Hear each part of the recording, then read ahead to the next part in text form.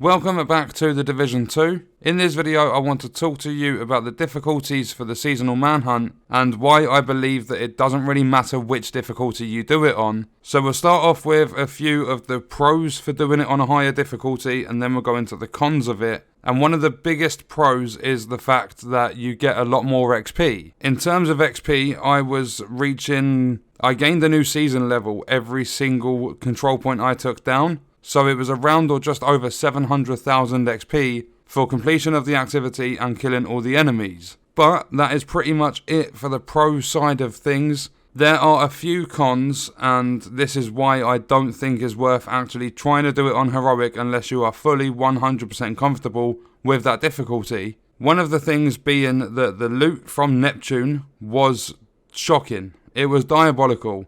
There was pretty much nothing that helped my build. There wasn't anything special for taking down the manhunt target. It was just your standard generic loot that you would get for killing pretty much any named boss. And Neptune was a lot tougher than most named bosses. You'll actually see in the gameplay I went down just as Neptune was killed. But another thing that makes this incredibly tough is the fact that for some reason the open world just seems to be completely overrun by almost every faction. On my way to one of the control points, I believe I was doing Taxi Graveyard, to try and clear it in order to make progress on Neptune, I encountered, I believe there were Black Tusk, Cleaners, and Outcasts, or True Sons, or something. There were like 3 different factions. They were all fighting each other, but then obviously once you get involved and you start off combat, they're all going to start targeting you. And then what made that even worse for me was the fact that an aerial recon drone come along and got itself involved as well. At the moment, I really do believe the open world is a lot tougher than doing heroic missions. I don't know why it works like that, but that's how it feels for me personally.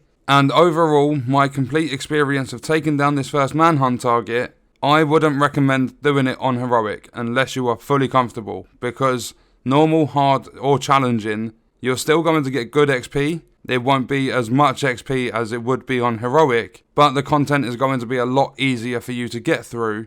And if you're really wanting to challenge yourself, then maybe if you start on normal, go all the way through the control points, get all the XP from it, take down Neptune. If you reset the manhunt progress after, so just change your global difficulty, then maybe bump it up to hard, go through it on hard, and try and find the balanced sort of area, because there are going to be future manhunt targets. So it's going to be best to figure out where your build kind of sits for the time being, and then if you don't make any improvements in the time until the new target's available, then you know which difficulty is going to suit you best. And I only say that because once you start, like let's just say for example with me, I started on heroic. If I had got halfway through and then found a point where I couldn't carry on because it was too tough, as soon as you change your global difficulty, if you haven't killed Neptune, it will wipe every single last piece of progress you have towards that target. So if you've done all 3 of the control points, the bounty and the mission in West End and Foggy Bottom, and then you go and change the global difficulty because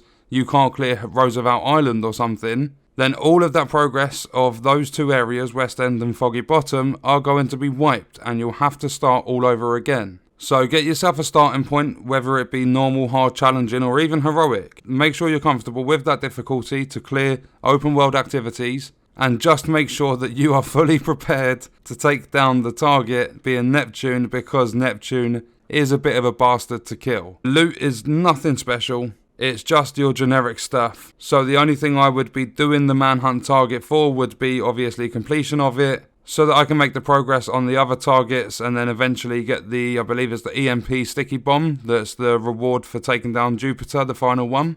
And then obviously the XP to work towards my season levels. But on that note, we are going to end the video there. Let me know your thoughts and stuff in the comments. I hope you guys enjoyed it. I hope it helped you out. Thank you for watching.